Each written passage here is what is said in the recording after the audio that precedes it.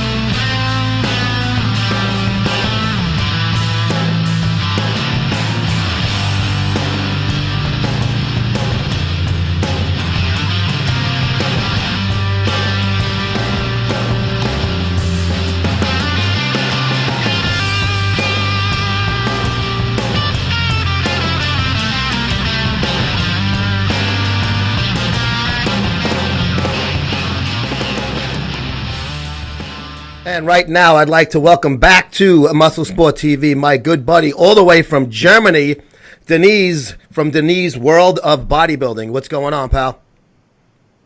I'm doing awesome. Of course, because of the whole COVID-19 issue, it's kind of, not as it used to be because of the whole quarantine issue. But I think we definitely have some interesting topics to talk about today.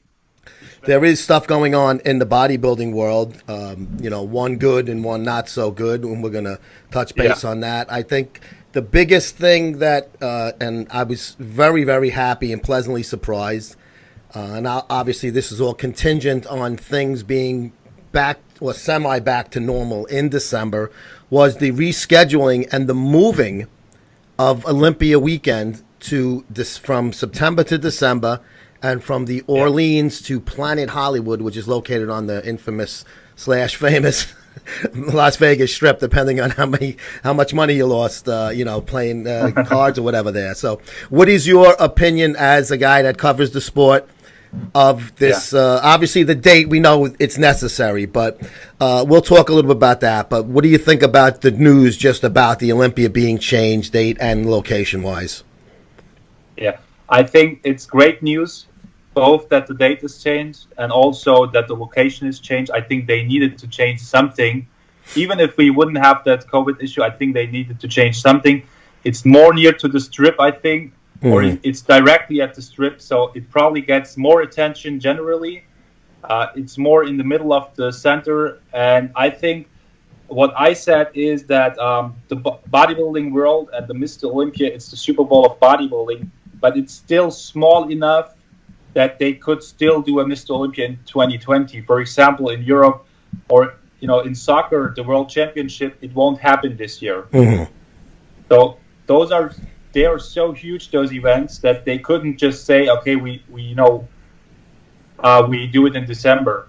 So the Mr. Olympia is still small enough that they can just put it behind 3 months and still do it in 2020, because it would be the first Olympia, the first year where we wouldn't have an Olympia since they started the Olympia. So I think it's good, and the athletes, they can qualify till I think October the 18th. What do you think? Do you think the athletes have enough time to prep actually for the O? Because you have to think about the athletes who are not qualified yet.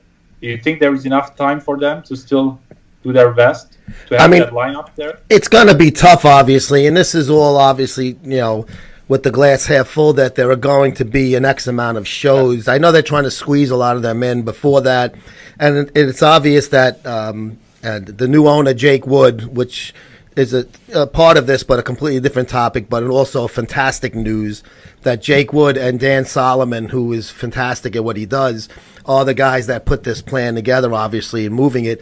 They pushed it as far as they could before the holiday week, because that would have been a disaster. Nobody would have been able to attend during that. So they did it up until pretty much the 11th hour of the year before the holiday week. They're going to try to squeeze an X amount of pro shows in so people can qualify. They may have to do something of the way the Arnold is, that invitation type of thing. I think they might have to, depending on how many shows. If the shows that they consider the ones that are going to be enough to qualify for the Olympia are at stake, or maybe make the point system a little different, because you're not going to be able to accumulate as many points with less opportunities. They may have to go to an invite type of thing, which isn't bad anyway. I mean, you're still going to get the top of the top going there. So as far as prep goes, I don't know. These guys, to me, if once they get into their mode, they're going to have time to prep. And just because guys like you and I can't go to a gym, these guys have access to gyms. We all fucking know that. And good for them. They should. If regardless if they own it, if they have a gym in their house type of thing, or if they have a key to the gym that nobody else does and there's only a few pros in there, that's fine. I'm glad, because I want to see the best of the best on stage in December.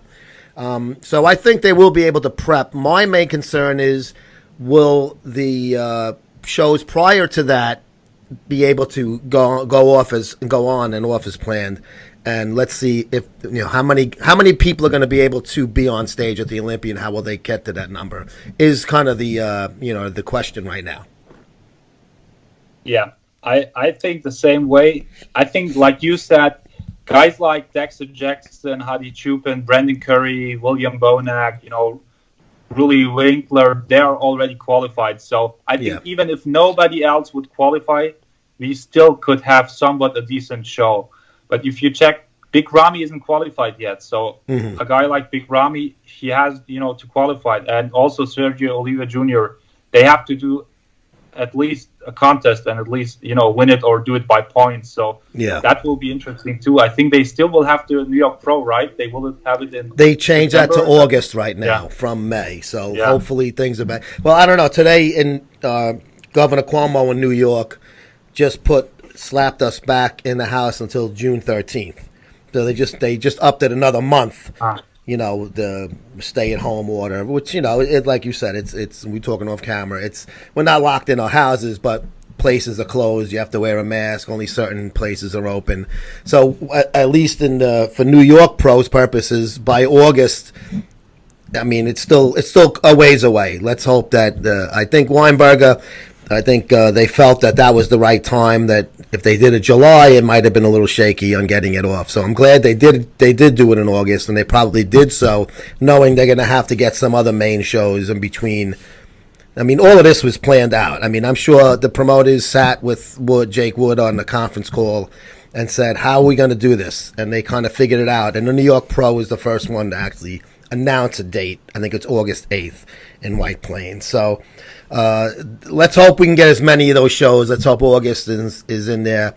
It's going to suck if there's no fans there. I mean, it's just not going to be the same. But, I mean, just like I'm hoping baseball comes back, even with no fans, I'd be, happy to see bodybuilding back, even if it's no spectators involved.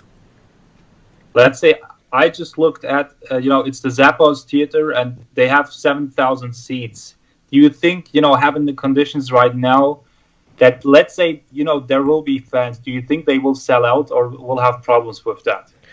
I think under normal circumstances, I think it would do pretty good. I don't know if they're going to be allowed to have 7,000 fans in there. They may have to do where there's, like I know in South Korea, they opened up baseball stadiums to fans, but they have to have a certain amount of empty seats in between each fan. So looking at that formula is the only one to go by right now because nothing else has been opened with fans allowed in there. So I don't know if they're going to have by December everything open. Let's say they do, though, just for the conversation. Mm-hmm. I think because the Olympia was sold and there seems to be a little, I mean, this obviously COVID came at a wrong time for the Olympia people and Jake and Dan, but I think there's enough of people feeling that finally maybe somebody is going to do it better.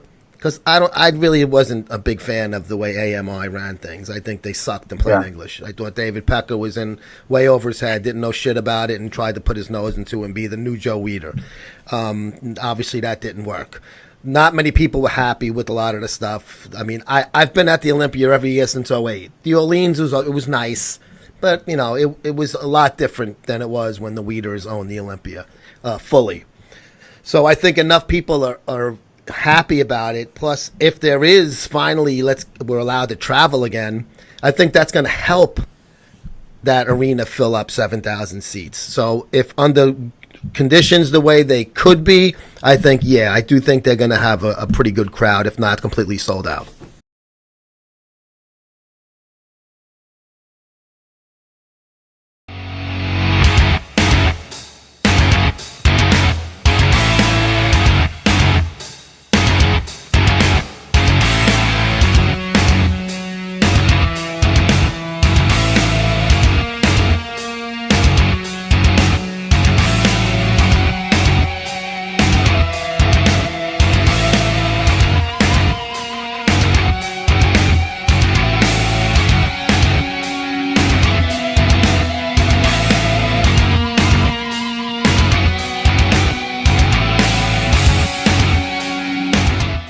So, do you actually know Jake Wood?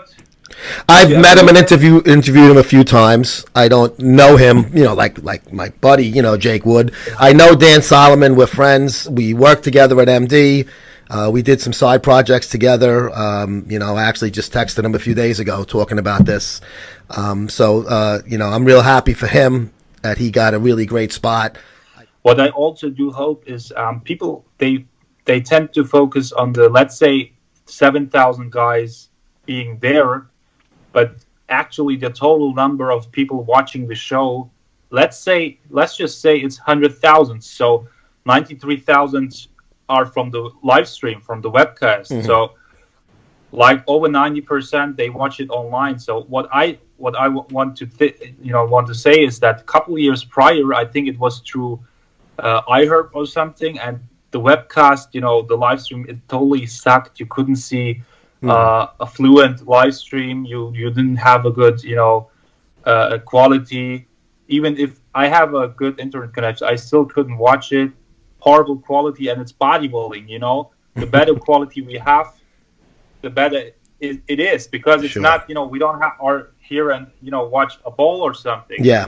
There it doesn't matter the quality. We have to see the striations, we have to see the conditioning, obviously, because so I hope they also concentrate on the live stream. Do you think doing that, putting pressure on that, they probably need more money, streaming into that?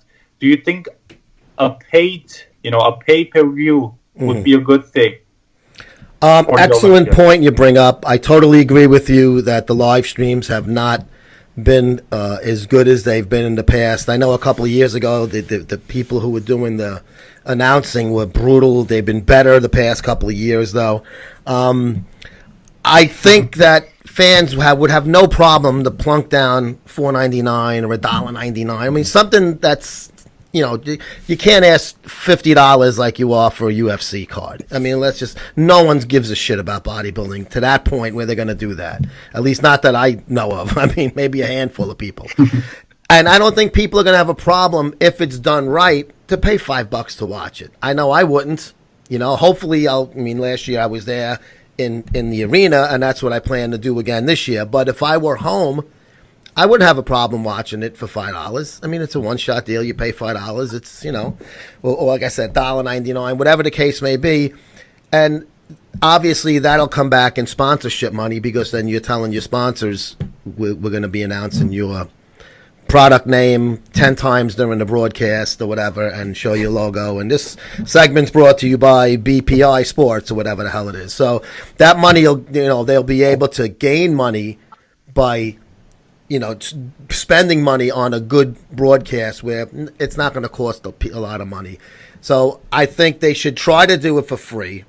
But if they feel that they need to charge a few bucks to up the quality of it, people would rather spend a few bucks and see a better quality product than get it for free and see something that keeps freezing, because that's and pixelating. Because then, like you said, it's useless. You can't even really judge, for yourself as a fan, who looks better on stage. Does Brandon look better than Rolly? I can't even tell because it's all fuzzy. Yeah, exactly. I did a video recently. I said no one will pay, let's say, $100 like for a boxing match. No one would do that. They would be maybe 100 guys total that would do that. I think, like you said, 5 to maybe, let's say, $10 at max. I think that would be okay. Yeah. But over that, probably they wouldn't do it. Yeah. Yeah, a reasonable amount. They'll get people to watch it. What I wanted to ask you is, do you think with the whole, Planet Hollywood and Zappos Theater and stuff, obviously they have good, features. Do you think they will do it more like back in the day, where, let's say, entertaining the fans was more of an issue, like with Wayne DeMilia and stuff, where they did the posing round and stuff. You know what I mean? Yeah. Do you think they will go back more to that to entertain the fans more? I don't know. I mean, they haven't made anything official or anything. I haven't really even heard any rumors or anything like that. I don't know if they'll bring camels in like Wayne did, which was really fucking cool. It's an amazing idea. But I don't know if they'll be able to do stuff like that. But I think they definitely want to bring more of a celebrity angle of it. And I know originally Shaquille O'Neal was supposed to be involved with it.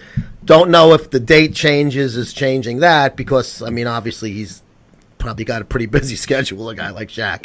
On the website, they showed a video, and Marky Mark was in the video where it said celebrity and stuff. So it didn't mean like they were showing. I think he was actually at Olympia Expo a year or two ago. I think it was just an old stock footage. Yeah. But I think the entertainment part is they're going to try to bring more celebrities, like mainstream. And Planet Hollywood, obviously, it's a perfect scenario where you can maybe bring a guy like Wahlberg, who's a Hollywood actor, a guy like that.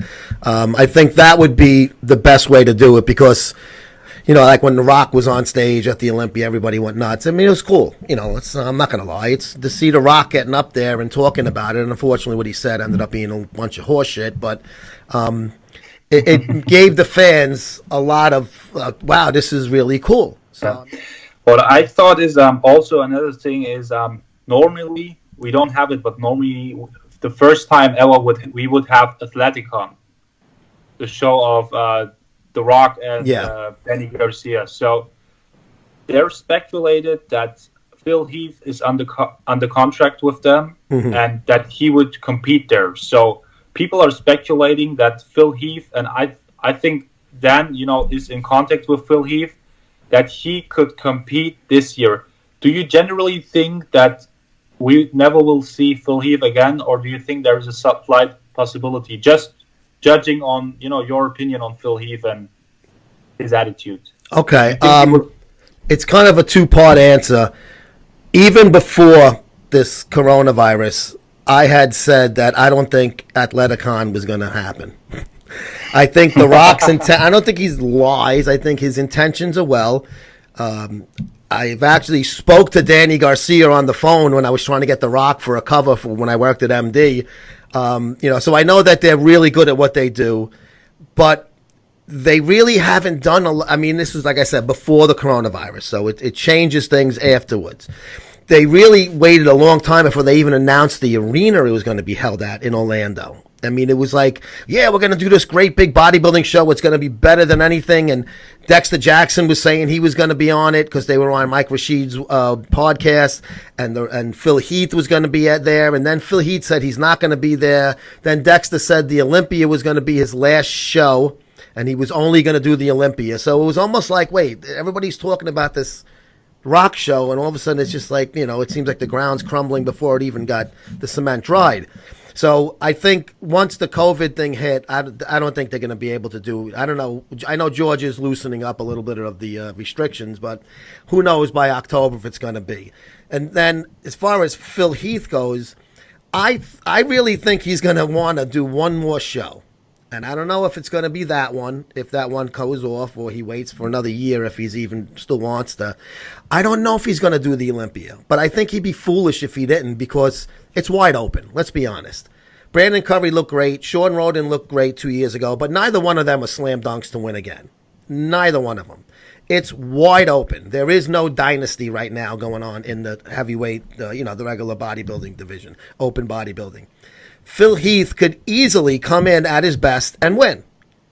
But you got to remember, we're talking about bodybuilding now. Phil Heath pissed off a lot of people in the higher ups of the federation. His Generation Iron videos after the Olympia, where he really talked a lot of shit about the judging and how they did, that doesn't go away. That's going to be remembered for a long time by those folks. And I think he fucked himself out of a possible championship again because he felt he was wrong that night, which I think Sean Roden beat him. I mean, that's just my personal opinion. Do I think Phil Heath, if he won, would it have been like, how the hell did they do that? No, it was tight. Plus, he was the champion and he was going for the record. So I could see where his bitterness, but the bad thing that happened was the day after the show, he really wasn't bad-mouthing when they had the, seminars and stuff like that. It was like a week or so later where he sat down with Vlad in some airport somewhere, and he just tore them to shreds. So it's like he had time to cool off and get his shit together, and then he won out. So I think he's going to hurt himself by doing that. I honestly, I don't like Phil Heath. I think he's cocky and stuff like that, but he's a phenomenal bodybuilder. I mean, can't take that away from him. Phenomenal bodybuilder. So, of course, as a journalist covering this sport, I would like to see the best guys on stage, and he's obviously one of the best. And he's never out of shape. Yeah, his gut, we know that. He did have the hernia issue, so I'm sure it didn't help. It was a lot of other factors involved, and they're all obvious because all of these guys have that issue.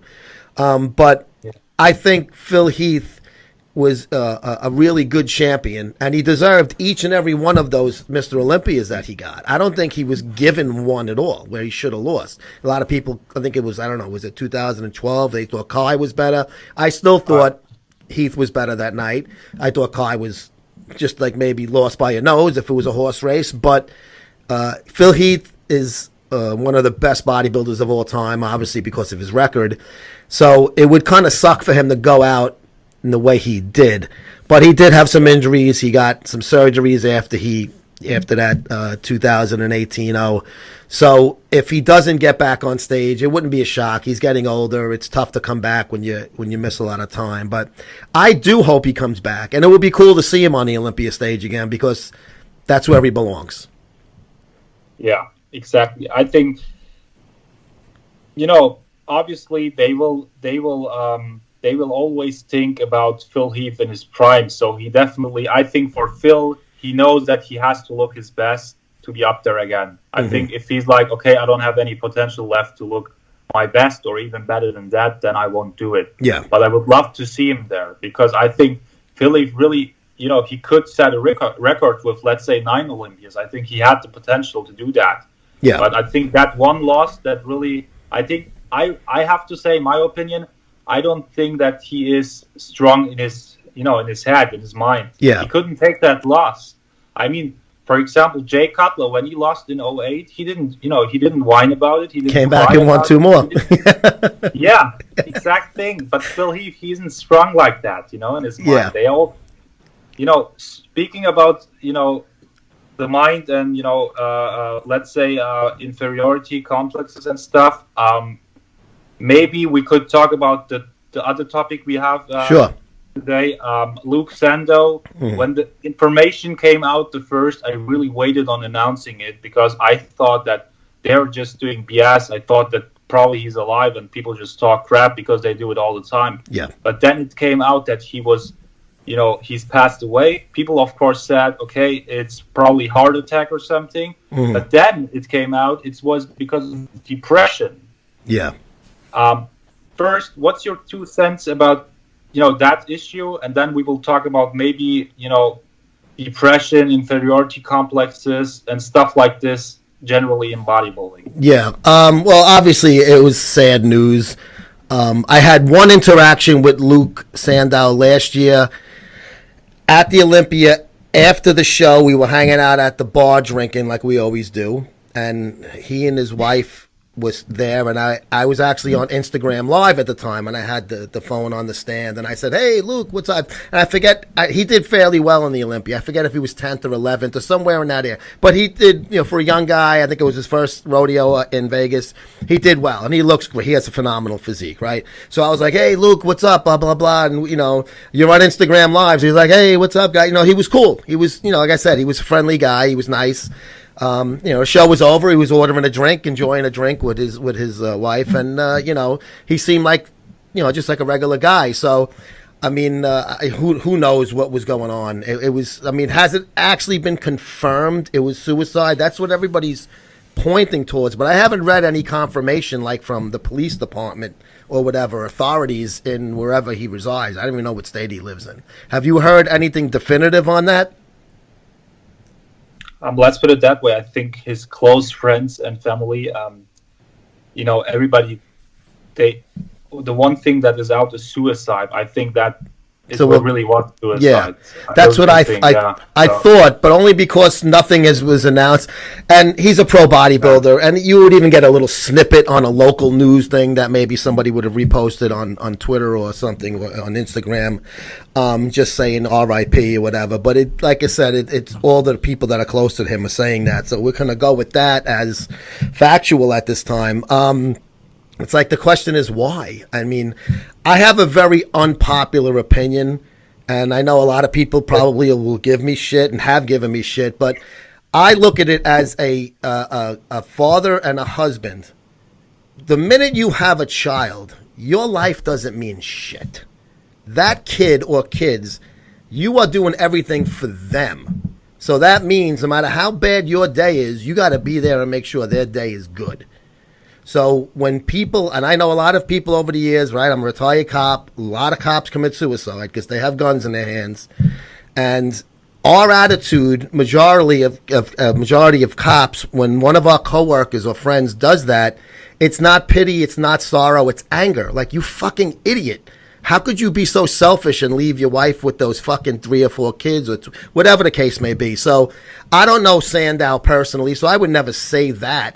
But just in general, my attitude is not good. You can't bail out when you leave, your offspring behind.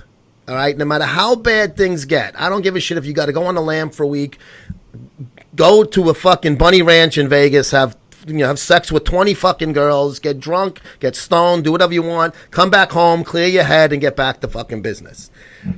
I can't like give someone a pass and say, wow, he was under so much stress. I don't care. Like I said, the minute you have a kid, and I can tell you that from personal experience, my life means nothing. I got to make sure my kids are doing good, right? So now they're young adults. It doesn't change just because they're not little anymore. I still got to be there for them. So I have a very kind of a harsh, crass opinion on suicide, and I think it's It's not like he had he was dying of cancer and he was suffering or something like that. That's a little different. I'm talking about just a person that does it just because they don't want to live anymore. And I know that's not the popular opinion, but that's my opinion. Right or wrong, it doesn't matter. It's my opinion. If I'm wrong, I'm wrong to myself only. Yeah, you definitely have the freedom, to say, obviously, your opinion. I think what I heard is that he had depression before going into bodybuilding. Mm-hmm. So knowing that, he probably had depression before having a family and stuff. So yeah, maybe guys like that, it's hard to argue about their responsibility if guys like that should create a family when they're really unstable in their head. So that's a whole nother topic on that one. Yeah. But I heard only good things about him. I heard that he was a great guy. So it was shocking that a guy like that did that, and he was with Redcon 1. So I think money didn't play a role too. I think yeah, they pay pretty well. He's doing pretty good over there at Redcon. They sign the top guys and they pay them well. Yeah, which is so yeah. A lot of people over financial reasons have they get like that. They do that. So like you said, it was probably something that was long term with him. So. And I don't know, I would never say, why didn't he do A, B, and C to prevent this from happening? That's not my business to do that. But I'm just saying, in general, you gotta stick it out, for those kids. And it's even for your parents. I mean, how would, as a parent, I would be fucking crushed if that happened to me. I probably fucking would want to do the same because I would be so depressed over that. So... That's why it's like you got to think of more than yourself, no matter what the fuck the situation is. I don't care how bad it gets. You got to think of the people around you in your immediate fucking circle that are going to be really affected and maybe for life if you do this fucking thing. And I'm sure that his family is going to be affected for life. And it's very, it's very sad to see stuff like that.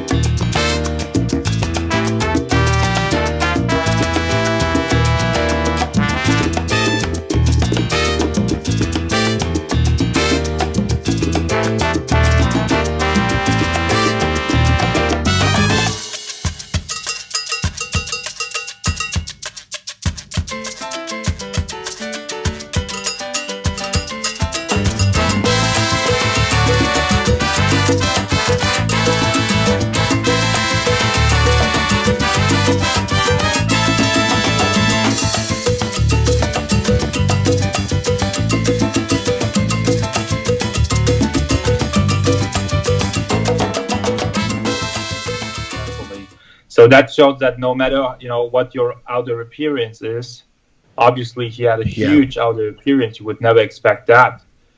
So do you think in bodybuilding generally, despite those guys having those huge bodies and stuff, that lots of them have psychological issues? Do you think that, because a lot of people say, people who are not into bodybuilding, they always say people go into bodybuilding and they work out because they have like a Napoleon complex or they feel inferior, so they have to build up muscle, to feel good. Do you think that maybe there is something, true in that? Do you think that way?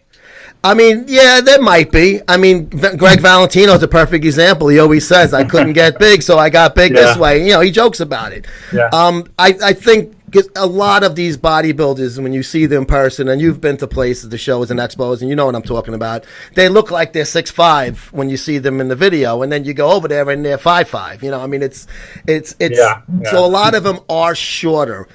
Is that something? I don't know. It's probably has some credence to it, the Napoleon type complex. Listen, I'm not fucking slamming basketballs through hoops either, so I mean, I can't say, oh, these guys are short because I'm not a tall guy myself. So, to me, I think a lot of that has to do with that.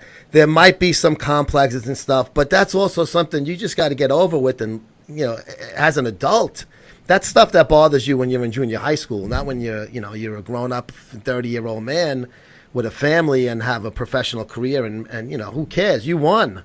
You won the game. If you did have a Napoleon complex, then trust me, those guys that are string beans and taller than you, they would rather look like you at that point when you got a six-pack and you're jacked up.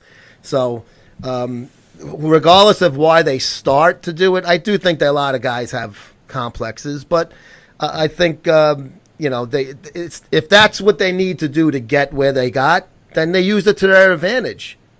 It almost helped them in a way, that type of, you know, mentality then. So if they can keep it in a positive realm, then it's good. But you can't let it go the other way, though. Yeah. It can either help you or destroy you. I think it's, you know, there are both sides of the road. But that's crazy, you know. Dallas went to Redcon 1. Now we have yeah, a different situation, of course, obviously. You know, it's just listen, I know a lot of people trying to, you know, connect dots. I don't think there's any dots to connect there. You know, I don't think. Yeah.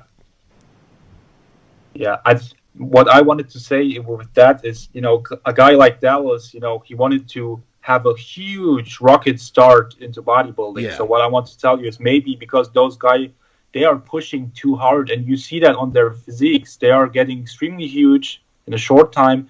They don't have any muscle maturity. Dallas may cover he didn't have muscle maturity. Yeah. So I think another problem is that those guys, they want to get, you know, from bottom to top in a very, very unrealistic time. Mm-hmm. I think, you know, also, like I said, Dallas and stuff, you know, imagine Ronnie Coleman, when he did his first Olympias, he was that last, you know. Yeah. Ronnie's first years as pro, he wasn't even placing at local pro shows, at little shows. Mm-hmm. So he took his time, you know. Every year he got, you know, a few pounds and stuff, but those guys, they're putting on 20, 30 pounds, and they're even, you know, they're big, and then, you know, they're still putting huge amounts of muscle in a short time. It's like Rich Piana did when he was 300 pounds. Then he did bigger by a day, and you know, shortly after that, we all know what happened. So I think it's crazy times. Also, it's just in today's society, everybody wants to get it very, very quick. They don't remember the guys so often. So you're in 1 year, and the other year you're forgotten and stuff. So I think that maybe plays a role, of course, into the complexes, into the mind game and everything. That, you know, the whole mix probably was an issue for him and other guys too. Yeah, and it's always it'll never happen to me attitude. And we're all guilty of that. I'm talking, it doesn't have nothing to do with bodybuilding and steroids and stuff. Just anything. Even this COVID-19. I'm not going to get it. What do I care? Fuck this mask shit. We all feel infallible. I mean, of course, we don't feel like that we're going to get it. So bodybuilders in that nature are no exception to that rule. So guys, I'm just using a little insulin. I'm just using a little growth. I'm just, you know, using, you know, a little of this, a little of that. And then next thing you know, they're using a hell of a lot of all of it. They're eating a lot. They're putting their bodies and their hearts under big strain because the heart can't handle the size of those organs all growing so big, and the whole body itself. So it breaks down. It's just normal medical fucking science, really, if you look at it. They can't handle all of that weight. You know, and still pump blood, and it thickens your blood. It makes it really difficult for the heart, and it's under a lot of stress, and that's how a lot of guys end up getting sick and or dying. Unfortunately, in Dallas' case, he was 26. He was a kid, and you know, he passed away. John Meadows just had a heart scare. He's been bodybuilding forever. He looks fantastic. It was something with the heart also. I think I read something his wife posted where he had like and it was something with the blood thickening, and it was a clot or something like that. And those guys they are 300 plus pounds. So imagine what they feel like, and what their blood is like. And once Greg said, he talked about the same thing. He said a 300-pound fat guy is healthier than a 300-pound bodybuilder. Yeah, and he's probably right. He's definitely probably right. Yeah. Yeah. Because the blood supply the body has to just be alive is extreme. It's not the body is not built for that. No, the body is not built for, you know, taking 10 IUs of GH or something, and insulin, and grams of test, and you know it. It's crazy, So the amounts. Yeah. Yeah, and especially Greg, he looked so extreme. He looked like he would explode in a minute. So I think he was so much on gas that that probably rescued him. That probably helped him. Yeah. And he got in all those shows and stuff, and he still had a great career in bodybuilding. With all the MD Rambling Freak at your shows, and so probably it was it had a good side in it, but maybe they need experienced guys who they listen to, who are putting their dosages more down, and they are thinking about the long term. But who knows? I think probably mostly the young guys are victims of those issues. Yeah, because they want to be on top as fast as possible. Yeah, but I think you always have to it's differently private, because privately you don't have to take it for your personal issues and stuff. But those pro guys, they need to have they need to take something.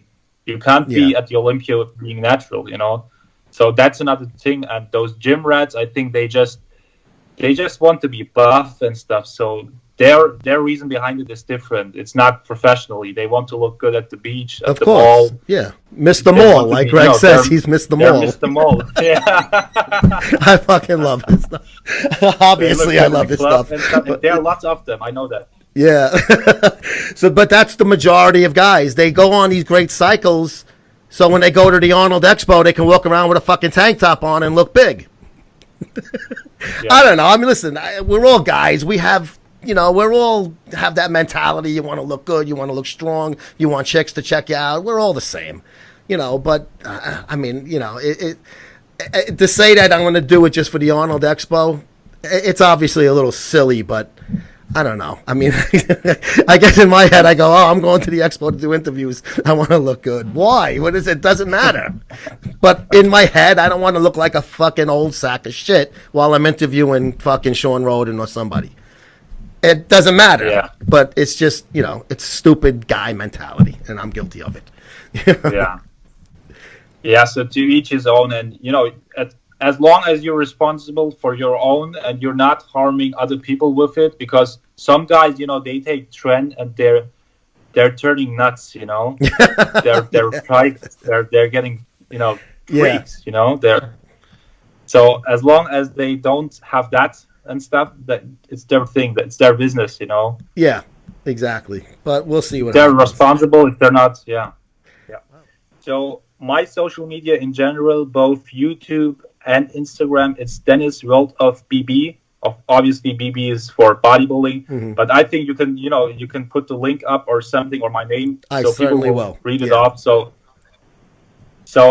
they can subscribe to my YouTube channel. I'm reporting about all the bodybuilding issues, all the cult, all the scene, as you do too. And obviously on Instagram, I want to be more active, interact with guys and do more stuff online. So I hope you check me out. I hope you enjoyed our interview, our 3, I think, very, very recent news and topics and information. So I really enjoyed it, Joe. I always enjoy talking to you, Deniz. We go back a few years, and I'm glad that we did connect, and we get to do these shows together once in a while. And it's always it's a great show, and you're very knowledgeable. You cover the sport closer than I do. I mean, I don't really cover the competition end. I cover a lot of the other wackier aspects of the sport. But it's good to have somebody that's says things that are accurate, because sometimes you surprise me, because I'm like, oh, I didn't hear that. So keep up the good work, whatever you're doing. There he is, Deniz World of BB, right here on YouTube and Instagram. Hey guys, Kat Secor, IFBB Pro and Super League Pro, and you're watching Muscle Sport TV.